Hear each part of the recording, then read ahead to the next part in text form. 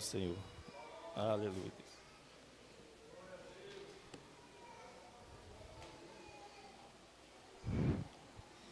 Eita, Deus maravilhoso. Nessa oportunidade eu cumprimento a todos com a paz do Senhor. Salmo 127, Salmo 128. Com muita alegria que eu venho aqui, me ponho à disposição da igreja para compartilhar com os irmãos esse texto bíblico. Diz assim a palavra do Senhor: se o Senhor não edificar a casa, em vão trabalha os que a edificam. Se o Senhor não guardar a cidade, em vão vigia a sentinela. Inútil vos será levantar de madrugada, repousar à tarde, comer o pão que penosamente granjeastes. Aos seus amados ele dá enquanto dorme. Herança do Senhor são os filhos, o fruto do ventre, seu galardão. Como flecha nas mãos do guerreiro, assim os filhos da mocidade. Feliz o homem que enche deles a sua aljava. Não será envergonhado quando pleitear com os inimigos à porta. Bem-aventurado aquele que teme ao Senhor e anda nos seus caminhos. Do trabalho das tuas mãos comerá, feliz será e tudo te irá bem. Tua esposa no interior da tua casa será como a videira frutífera, teus filhos como um rebento de oliveira ao redor da tua mesa. E eis como será abençoado o homem que teme ao Senhor. O Senhor te abençoará desde Sião, para que vejas a prosperidade de Jerusalém durante os dias da tua vida. Veja os filhos dos teus filhos, paz sobre Israel. Louvado seja o Senhor. Irmãos, nós sabemos que o livro dos Salmos é o livro das canções e das orações do povo de Deus. Este é o maior livro da Bíblia, contendo 150 capítulos. E também ele é o livro da Bíblia que mais tempo se demorou para ser escrito. Entre 800 e 1000 anos, aproximadamente 1000 anos para ser composto. Porque no livro dos Salmos, irmão, nós temos Salmos de Moisés, que é o Salmo 90, que Moisés viveu aproximadamente há cerca de 1500 anos antes de Cristo. Temos Salmos de Salomão, que o Salmo 127 é de Salomão, por exemplo, que reinou até o ano 931 antes de Cristo. Temos salmos pós-cativeiro babilônico também. E os salmos, irmãos,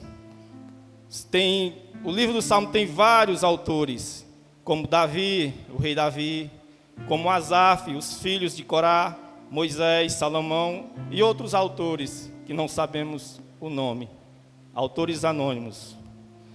Os salmos não são apenas palavra de Deus a nós, mas também os salmos falam por nós. Por isso nós temos salmos de louvores, salmos de lamentos, salmos de penitências, salmos de gratidão, de clamor, salmos de confissão, de sabedoria, e até salmos messiânicos.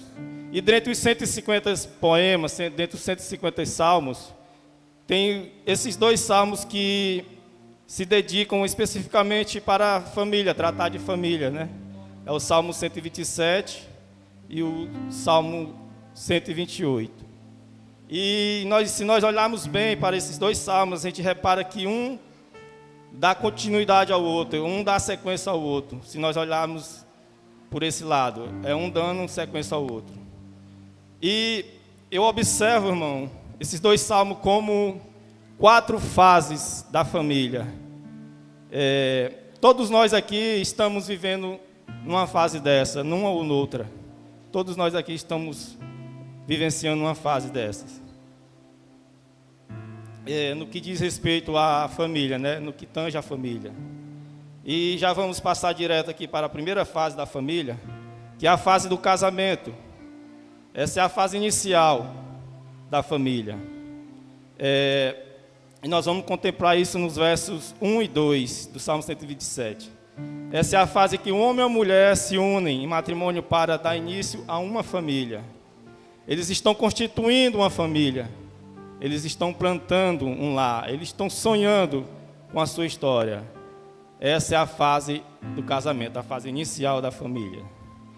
E o salmista, Salomão, ele vai nos trazer a primeira verdade que que apresenta no Salmo 127 que a melhor estrutura para uma família edificar a sua casa é sobre Deus, é sobre a pessoa de Deus. Você pode ter, irmão, você pode ter dinheiro, você pode alcançar sucesso, fama, muito dinheiro, riquezas. Mas a maior necessidade de uma família é ser edificada sobre Deus. Se você não tiver isso, como diz aquele versículo, de que adianta o mundo ganhar o mundo todo e perder a sua salvação? Então, irmão, se o Senhor não edificar a casa, em vão trabalha os que a edificam. Essa é uma verdade. E, na sequência, ele olha para a cidade, né? Que é um conjunto de famílias. E diz, se o Senhor não guardar a cidade, em vão vigia a sentinela. E eu me lembro do sermão do monte, sermão de Jesus, sermão da montanha, lá em Mateus, que ele faz uma comparação de dois tipos de pessoas que há no mundo, né? Que as pessoas sábias e as pessoas insensatas. No final do sermão ele conclui dizendo que há dois tipos de pessoas no mundo, as sábias e as insensatas. E ele faz uma comparação, ele faz, como é que eu posso dizer, uma ilustração para comparar essas duas pessoas. Ele vai dizer que a pessoa sábia é aquela que constrói a sua casa sobre a rocha, e a insensata é aquela que constrói a sua casa sobre a areia. Se você olhar uma casa, você vai ver as paredes, você vai ver o telhado, você vai ver portas, você vai ver compartimentos, mas você não vê na casa, você não vê o fundamento, você não vê os alicerces, você não vê a base dela, em que ela está baseada. Então, ele faz essa comparação do sábio com o insensato. O sábio constrói a sua casa sobre a rocha, sobre Deus. E o insensato constrói a sua casa sobre a areia. Então, irmão, e o que vai revelar isto na nossa vida? Se a sua vida é baseada na pessoa de Deus, o que vai revelar isso são as tempestades. Diz a Bíblia lá no sermão, Jesus fala que vem a chuva sobre aquela casa e bate sobre o telhado, vem os rios e bate sobre o alicerce, e vem o vento e bate sobre as paredes. E a casa que vai, irmão, resistir, ficar em pé, é a casa que está firmada sobre a rocha, que está edificada no Senhor. Jesus, ele faz essa comparação, essa ilustração para comparar esses dois tipos de pessoa. Aquele que edifica a casa sobre a rocha e aquele que edifica a casa sobre a areia. Louvado seja o Senhor. Então, a primeira verdade que o salmista está mostrando para nós é que se quisermos ter uma família abençoada, bem-aventurada, devemos edificá-la sobre o Senhor. Devemos edificá-la sobre a pessoa de Deus. Porque se nós não colocarmos Deus em primeiro lugar, irmão, na nossa vida, na nossa família vai ser um fracasso. Nossos filhos não vão chegar a conhecer ao Senhor, como aconteceu com o povo do Egito, que diz que a terceira geração não conhecia mais a Deus. Eles não conseguiram passar o bastão da fé para a sua terceira geração. É por isso que nós temos, irmão, que edificar a nossa casa sobre a pessoa de Deus. Agora o verso 2 vai dizer algo muito interessante. Todo casal, quando casa, no começo da sua vida, quando casa, o que é que eles pensam? Eles pensam logo em fazer um pé de meia, né? Em trabalhar, conseguir bens, conseguir uma vida estabilizada financeiramente. Mas, muitas vezes, esse casal comete um grande erro de se dedicar tanto ao trabalho, de se dedicar tanto às coisas, a buscar coisas, que esquece do principal, esquece das prioridades da vida, que é buscar a Deus em primeiro lugar. E às vezes esse casal comete esse erro na sua vida. Fica preocupado só em correr atrás de bens, de coisas, fica preocupado com o futuro. Mas olha o que diz o verso 2: inútil vos será levantar de madrugada, repousar tarde, comer o pão que penosamente granjeaste. Aos seus amados o Senhor dá enquanto dorme. O que a Bíblia está dizendo aqui? Que Deus, Ele cuida de nós, Ele dá o nosso pão enquanto estamos dormindo. Ele cuida de nós enquanto estamos descansando. Ele está preparando o pão do amanhã. Ele está preparando o nosso mantimento. Ele está providenciando, porque o Deus é Deus de providência. Então, irmãos, devemos buscar em primeiro lugar a Deus. Porque se você colocar dinheiro no lugar de Deus, se você colocar dinheiro no lugar do seu cônjuge, você vai correr demais, você vai trabalhar demais, você não vai ter tempo, você vai levantar de madrugada, vai dormir tarde, vai comer apressadamente o seu pão, esquecendo de uma verdade, a verdade elementar que está aqui, que aos seus amados Deus dá enquanto dorme. Quem abençoa a família é Deus.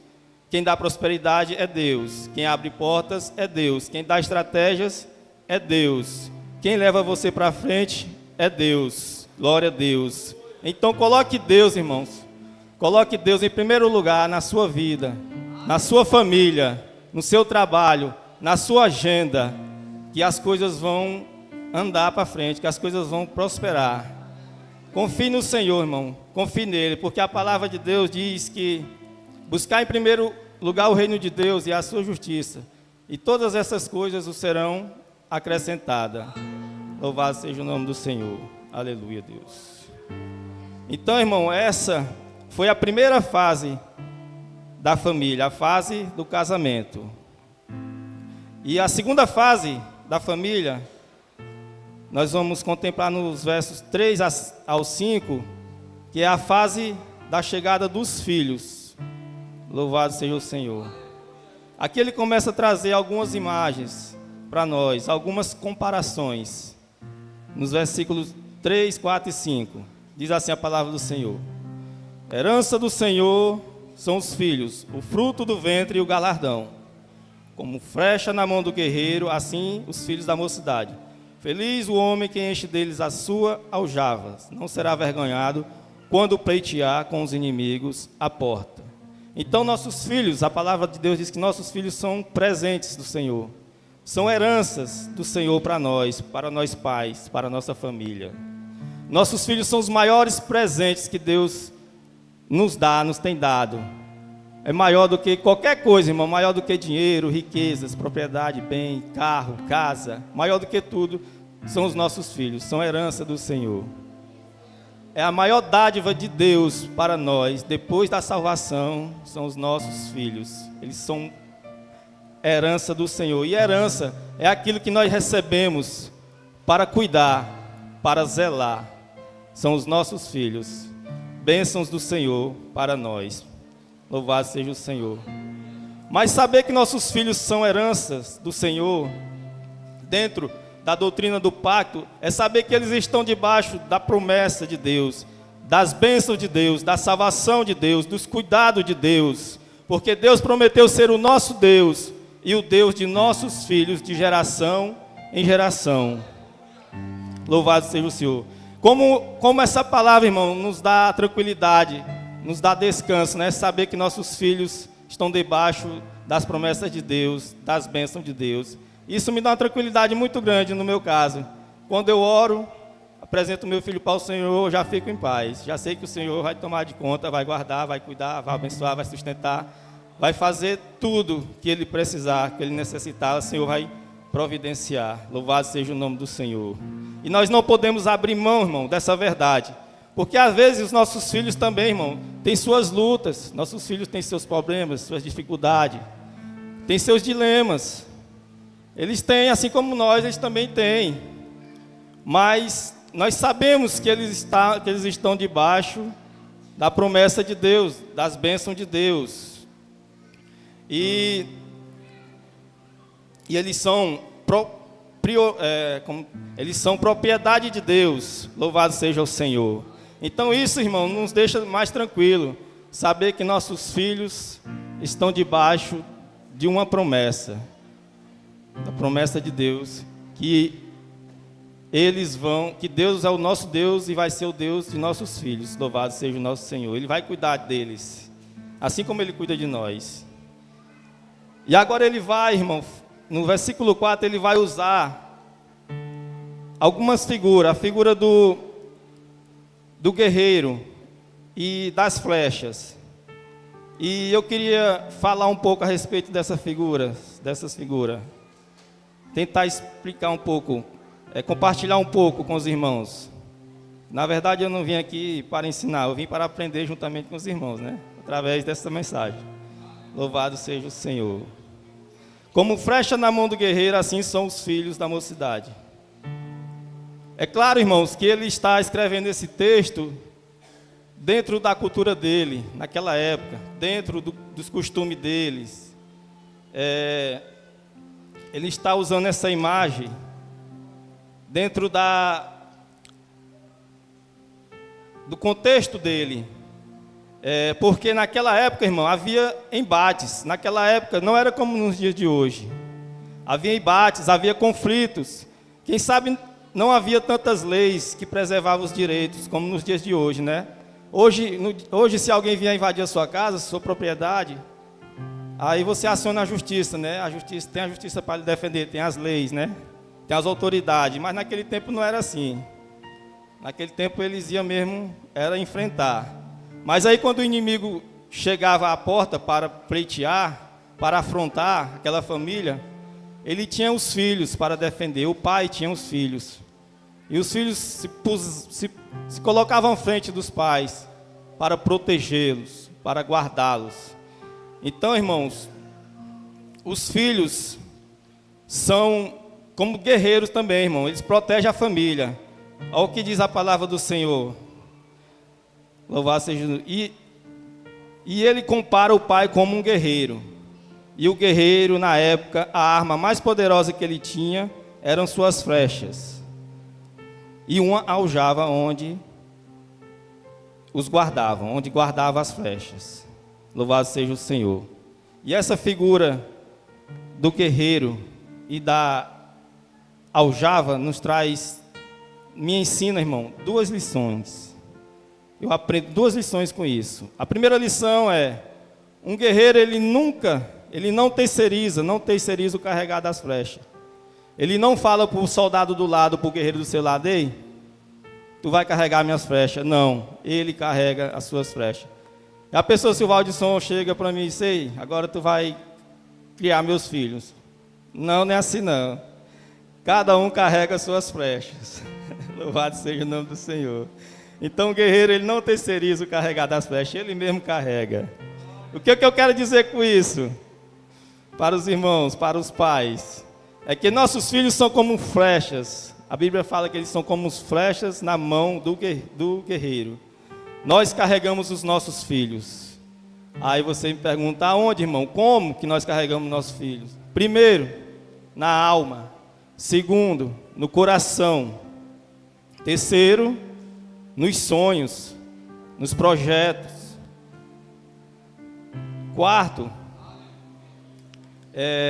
as mães carregam os filhos no ventre, os pais carregam no bolso. Eita, hora difícil. Glória a Deus. Mas é assim, irmão, porque somos pais, temos que carregar nossos filhos, são as nossas flechas. Louvado seja o Senhor por isso. Glória a Deus. E uma coisa muito interessante é que nós continuamos carregando os nossos filhos até depois que eles casam, irmão. É que tem gente que diz assim: não, casou, acabou, cumpri minha missão, mas não é bem assim não. Eles continuam sendo nossos filhos, nós continuamos sendo pai, continuamos sendo mãe e continuamos carregando eles. Isso não acaba não, irmão. Louvado seja Deus. Nós carregamos eles, irmãos, aconselhando, andando com eles, orando por eles. se alegrando com eles.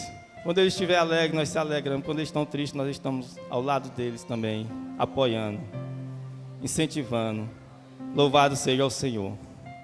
E a segunda lição que eu aprendo, irmão, é que o guerreiro, ele não deve só carregar flechas, mas ele carrega as flechas para serem lançadas. Não faz sentido, né? Um guerreiro ele só carregar flecha a vida toda e ficar com esse peso a vida inteira. Mas a gente ainda vê por aí pais, filhos que ficam nas costas do pai a vida inteira. Mas isso não é bíblico, não. A Bíblia manda nós lançarmos. Louvado seja o nome do Senhor. Você carrega a flecha para ser lançada, e lançada num alvo, irmão. Num alvo certo. Não é para lançar a esmo, não, sabe? Tem gente que joga a flecha a esmo, para qualquer lado. E se acertar num alvo, tá bom, mas não é assim, não. Nós temos que ter um alvo para nós lançarmos os nossos filhos. Louvado seja o nome do Senhor. O que eu estou querendo dizer com isso, irmão? É que devemos preparar os nossos filhos para serem lançados dentro do propósito de Deus, para o alvo de Deus, para a glória de Deus, para a missão que Deus estabeleceu para eles. Louvado seja o Senhor. Lançarmos no alvo certo, que é viver para a glória de Deus. É assim que nós devemos preparar, criar os nossos filhos. Louvado seja o Senhor. Olha o que diz o verso 5. Feliz o homem que enche dele a sua aljava, não será envergonhado quando pleitear com o inimigo, com os inimigos à porta. É bem verdade, irmão, que ultimamente nos tempos mudaram, né? As coisas estão mais difíceis. Os tempos são outros, né? As coisas mudaram. As nossas aljavas estão ficando cada vez menores. Antigamente era normal a gente ver um pai, uma família com 10, 15, 12, 16 filhos, isso era normal. Hoje em dia a gente não vê mais, é raro. Quando a gente vê uma família com 4 filhos, já acha muito. Eita, 4. A minha aljava mesmo só deu um, só cabe um. Glória a Deus, louvado seja o nome do Senhor. Louvado seja o nome do Senhor. Mas é bênção de Deus, irmão. Deixa eu ver aqui. Porque naquela época, irmão, era assim. Naquele tempo, quanto mais filhos uma família tinha, um pai tinha, mais eles conseguiam alcançar recursos financeiros, produzir, adquirir bens. Era muito filho, eles botavam os filhos para ir trabalhar, ir para a roça, implantar uma roça, fazer uma coisa, fazer outra. Filhos naquela época, irmão, era como dividendos, né? Como financeiros. O pai fazia muito filho mesmo, era com esse intuito mesmo, de botar para trabalhar, para conseguir alguma coisa. Louvado seja o nome do Senhor. E nos dias de hoje, é diferente, irmão. Pai e mãe com paternidade responsável, ele não coloca o filho no mundo, se eles não puderem cuidar, se eles não puderem prepará-los. Os tempos mudaram, os tempos são outros, as situações são outras. E nesse sentido é muito importante que tenhamos planejamentos para termos filhos e criarmos com responsabilidade.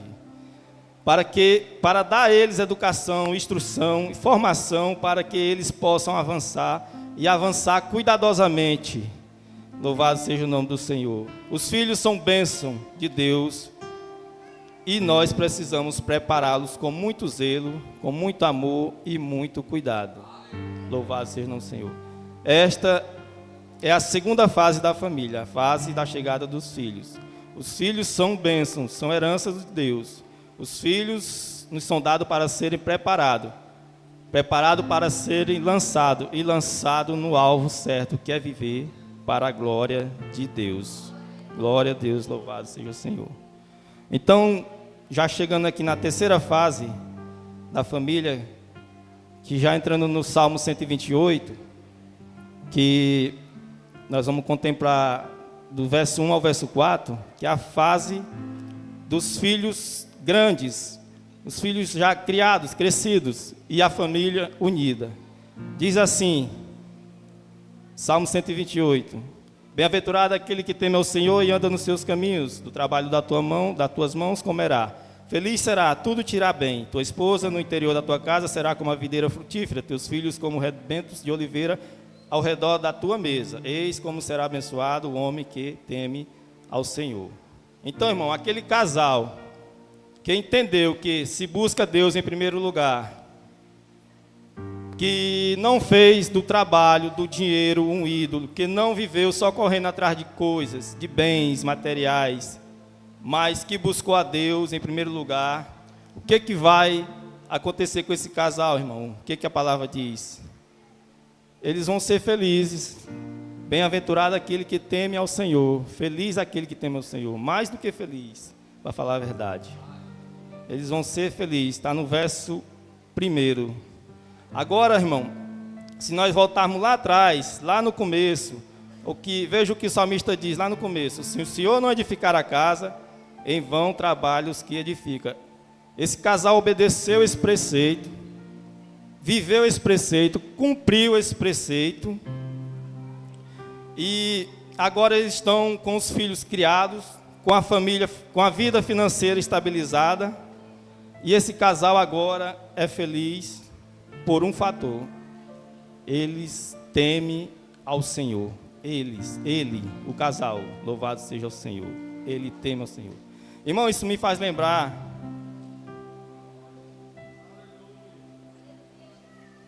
temer ao Senhor. Isso me faz lembrar uma história que eu li, que eu estava vendo outro dia, e ela cabe aqui nesse assunto.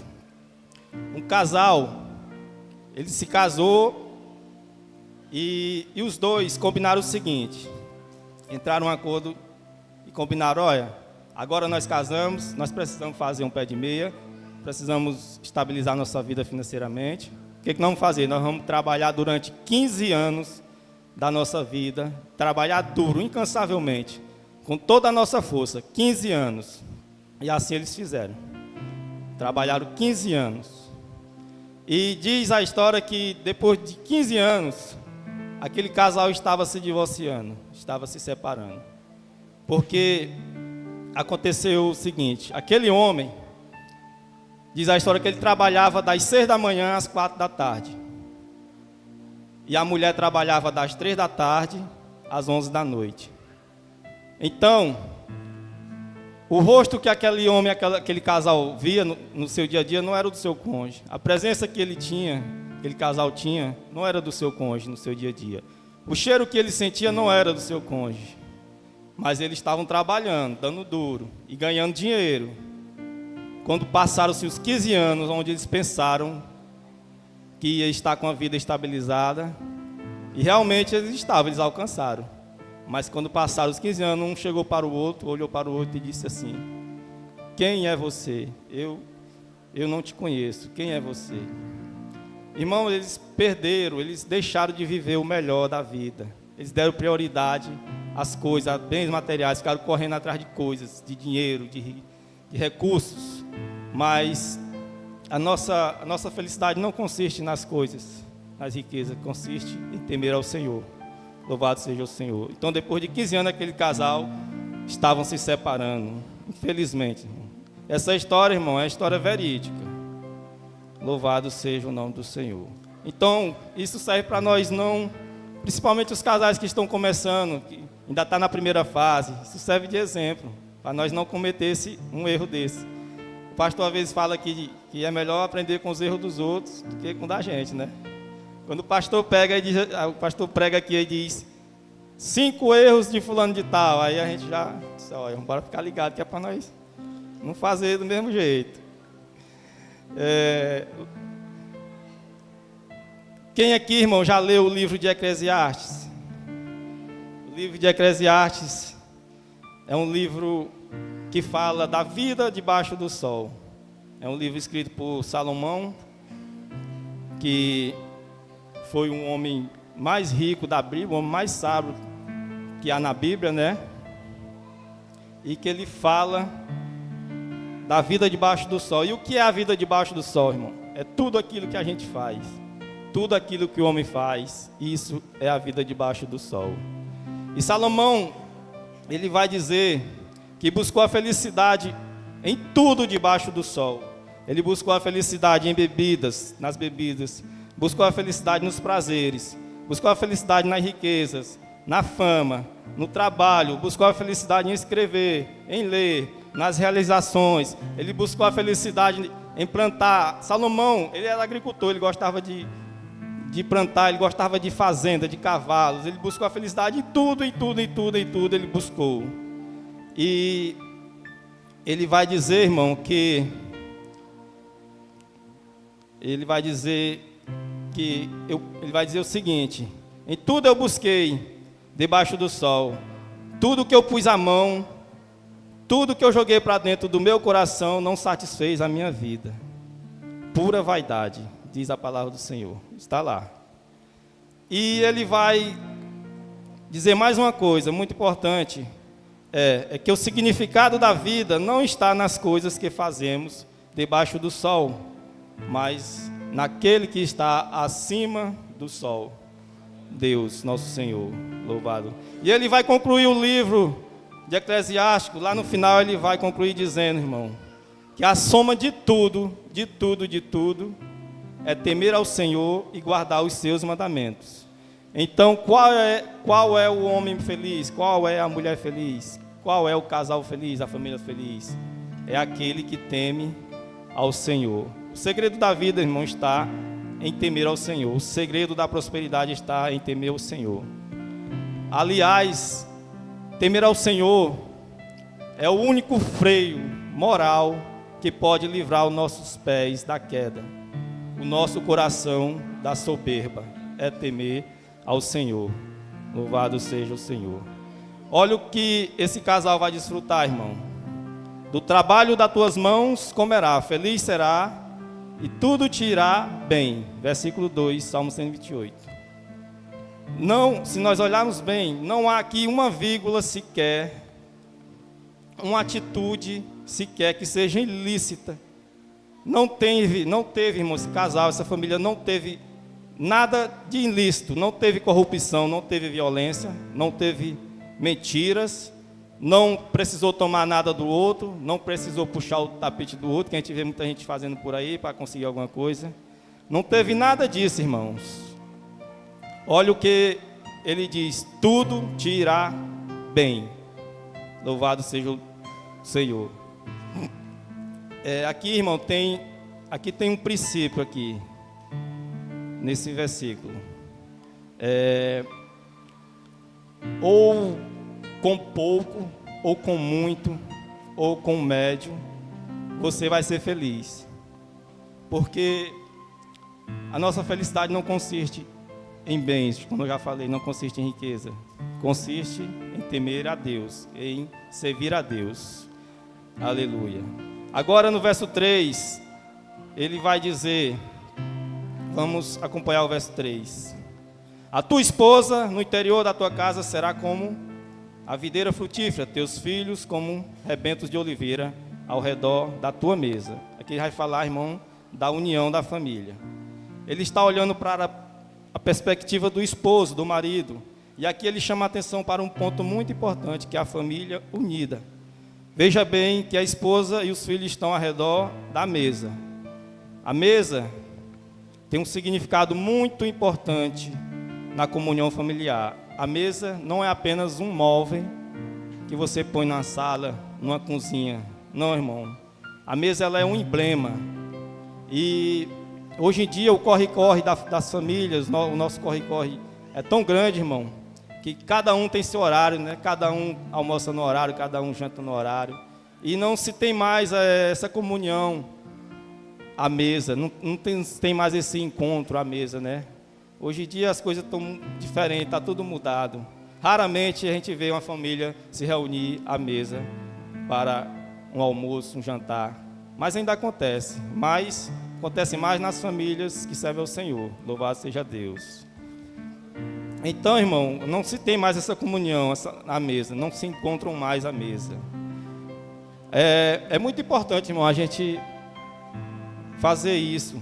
Reunir a família. Bora todo mundo aqui almoçar hoje, reunir os filhos ao redor da mesa. Porque quando você está ao redor da mesa, irmão, não é todo dia que a gente está bem, não.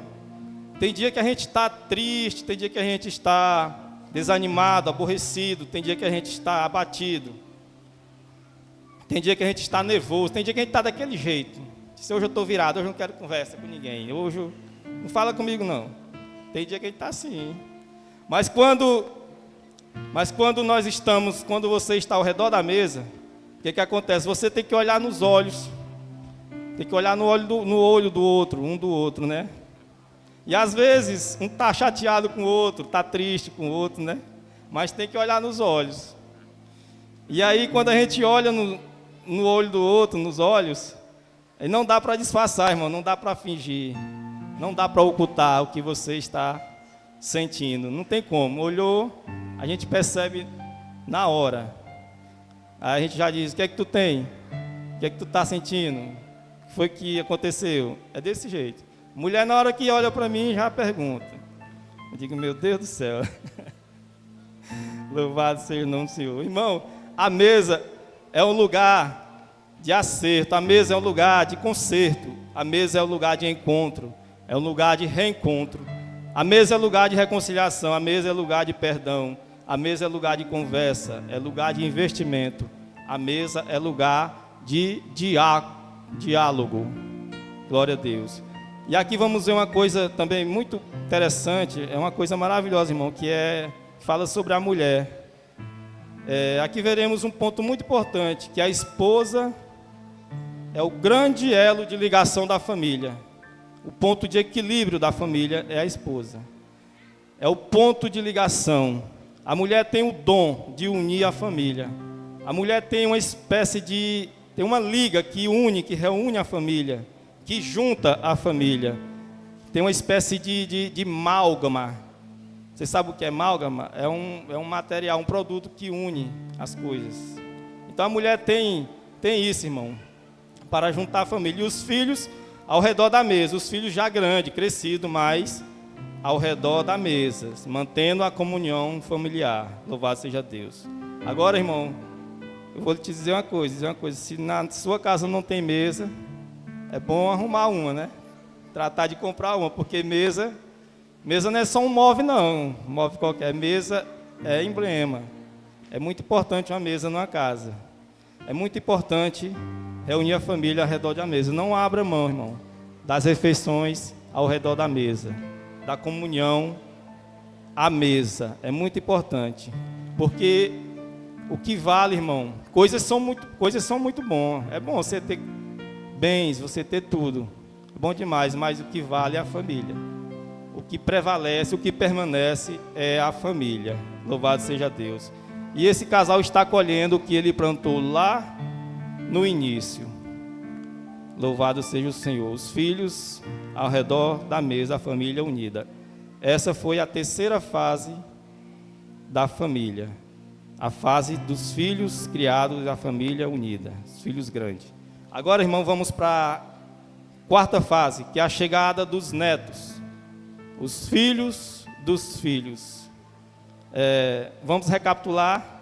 A primeira fase foi a fase do casamento. A segunda, chegada dos filhos. E a terceira, os filhos grandes, a família unida. A quarta fase, a chegada dos netos, os filhos dos filhos. Nós vamos acompanhar isso, irmão, nos versos 5 e 6.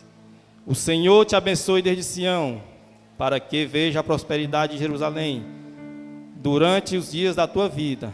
Veja os filhos de teus filhos, paz sobre Israel. Uma coisa que a Bíblia nos ensina, irmão, é que nós pais devemos nos preocupar com o futuro dos nossos filhos, né? Com quem os nossos filhos vão se casar no futuro.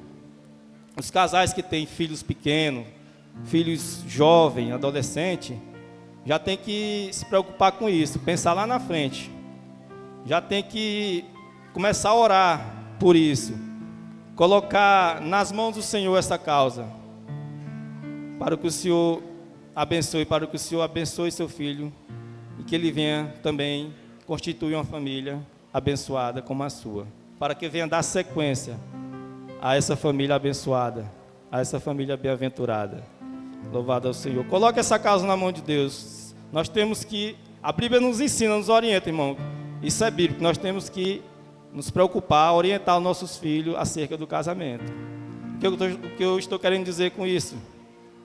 É que nós, pais, nós temos que ter coragem, né? Tem pai que não tem coragem de fazer isso, não. De interferir no namoro dos filhos. O mundo lá fora vai dizer que não. Não, o pai não tem que interferir no namoro de filho, não. Filho é quem escolhe. Mas isso é lá no mundo. Isso aqui é diferente. Aqui Deus ensina de outra forma. A Bíblia nos ensina de outro jeito. Que nós temos que interferir, sim, orientar nossos filhos acerca do namoro e do casamento. Se você quiser a continuidade dessa família abençoada, bem-aventurada. Você precisa, irmão, preparar seus filhos para o casamento, para que você possa ter a sequência dessa família abençoada, com netos abençoados, louvado seja o Senhor, para que Deus cumpra aquela promessa, irmão, que Ele vai ser nosso Deus e o Deus de nossos filhos, de geração em geração.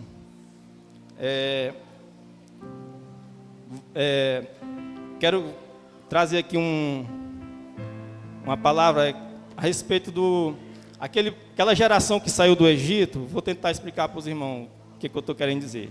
Aquela geração que saiu lá do Egito para a Terra Prometida, a Bíblia diz que era cerca de 600 mil homens, aproximadamente, fora crianças e mulheres, que dava aproximadamente 2 milhões de pessoas. E a Bíblia vai dizer que só 2 pessoas daquelas que saiu lá do Egito entraram na Terra Prometida, daquela geração.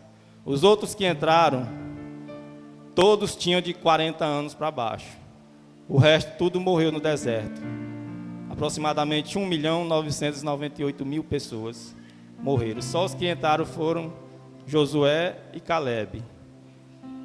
E a Bíblia diz que essa geração que entrou não conseguiu passar o bastão da fé para seus filhos, para a próxima geração. E a Bíblia diz que a terceira geração não conhecia mais a Deus. E nós temos que tomar cuidado para que não aconteça isso com as nossas futuras gerações. Glória a Deus.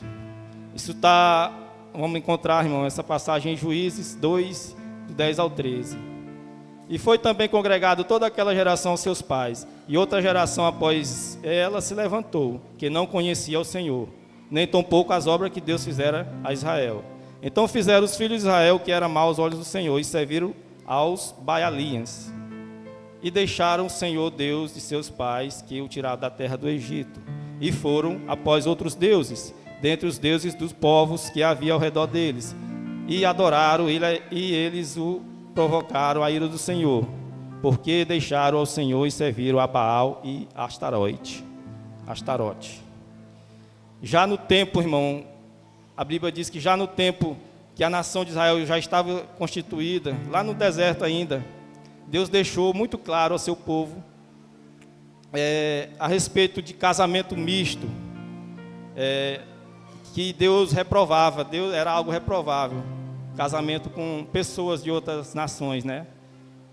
Deus não se agradava disso, não. Deus já falou, deixou bem instruído para eles não fazer isso, mas o povo era teimoso, o povo era inclinado a desobedecer a Deus. Deuteronômio capítulo 7, versículo 3 e 4 diz assim: não te aparentarás com elas, nem darás tuas filhas aos seus filhos, e não tomarás suas filhas para teus filhos. Presta atenção.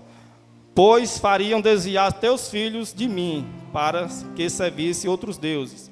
E a ira do Senhor se acenderia contra vós, e depressa vos consumiria. Então, irmão, Deus deixou essa recomendação para o povo antes deles entrar na terra prometida, porque Deus já sabia que ia acontecer lá. Deus já deixou recomendado. E mais na frente, já quando eles já estavam lá dentro da terra prometida, Josué reforçou. Josué, ainda já bem velho, avançado de idade, ele reforçou essa mesma palavra, esse mesmo conselho. E diz assim: Josué exortou o povo a se dedicarem com zelo ao Senhor e fugirem dos casamentos mistos. O que é casamento misto? Para nós aqui, irmão, é um crente casar com um descrente, né? Um servo do Senhor casar com alguém lá do mundo, não dá certo.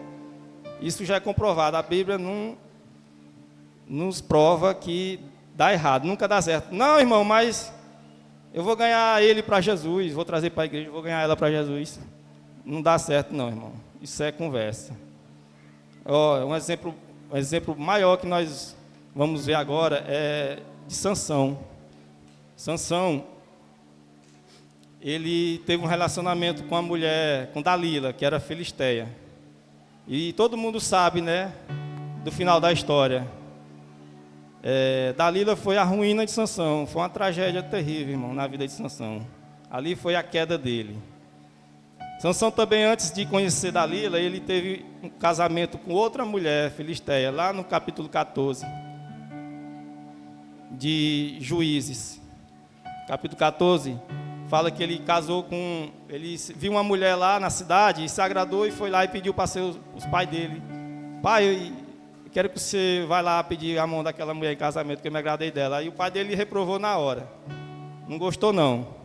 Aí disse, meu filho, que história é essa? Olha o que respondeu o pai dele. Não há porventura mulher entre as filhas de teus irmãos e entre todo o meu povo, para que vá tomar esposa dos filisteus, daqueles incircuncisos?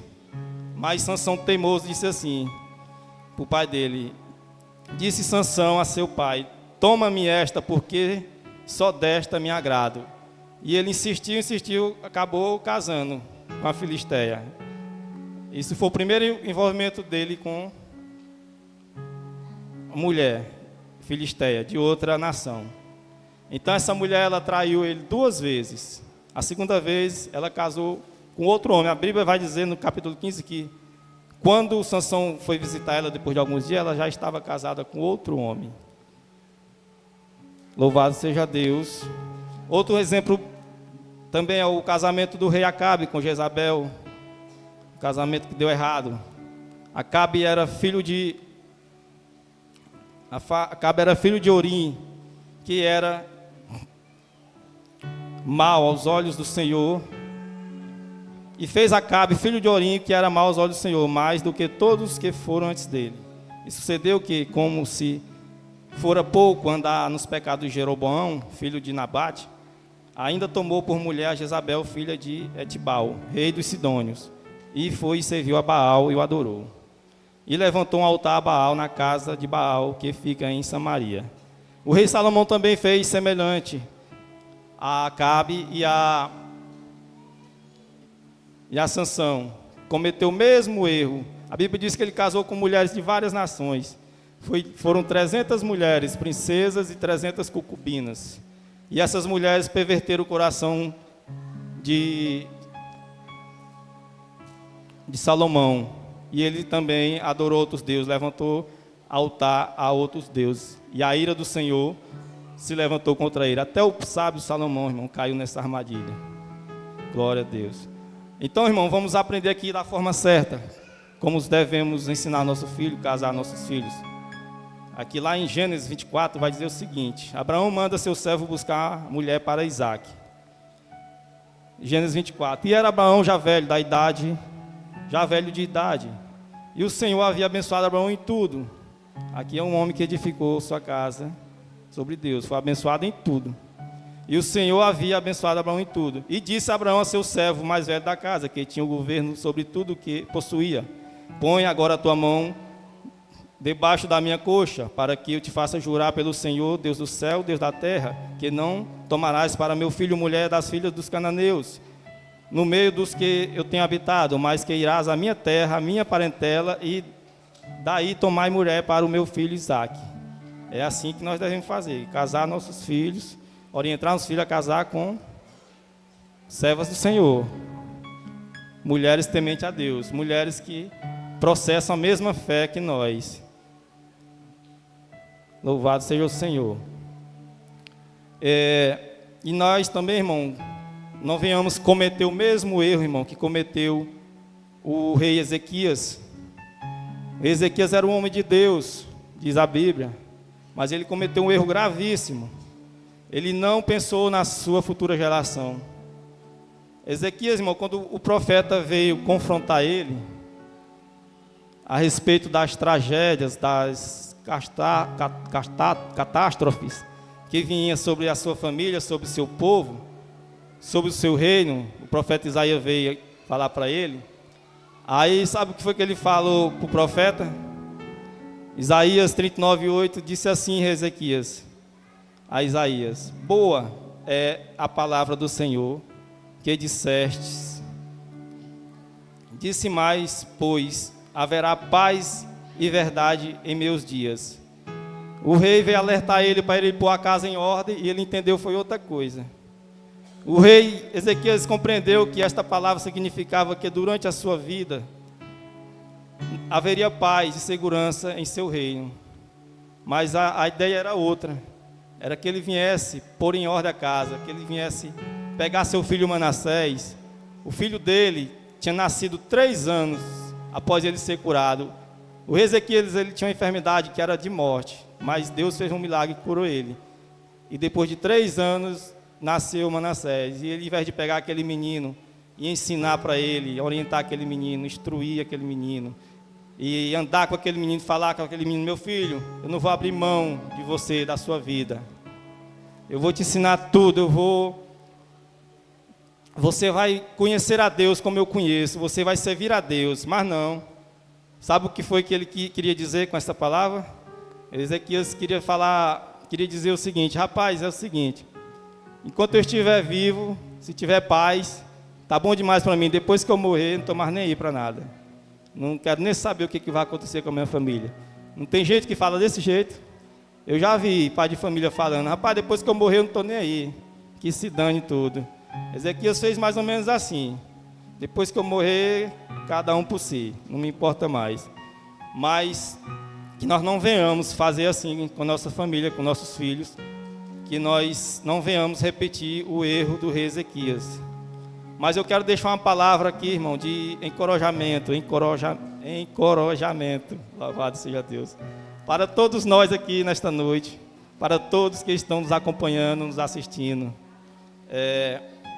para todos os pais, a não abrirmos mão de nossa família, dos nossos filhos, dos nossos netos, bisnetos, dos que ainda vão nascer, para que eles venham conhecer a Deus, para que através de nossos filhos, netos, bisnetos, se cumpra essa palavra, essa promessa. Versículo 6: e verás os filhos de teus filhos e paz sobre Israel. Isso aqui é uma promessa, irmão de Deus. Mas para isso nós temos que edificar a nossa família no Senhor. Temos que temer ao Senhor e andar nos seus caminhos, ensinar nossos filhos. Irmãos, confesso que o nervosismo tem me atrapalhado muito, mas essa é a palavra que o Senhor me deu, que eu preparei para compartilhar com os irmãos.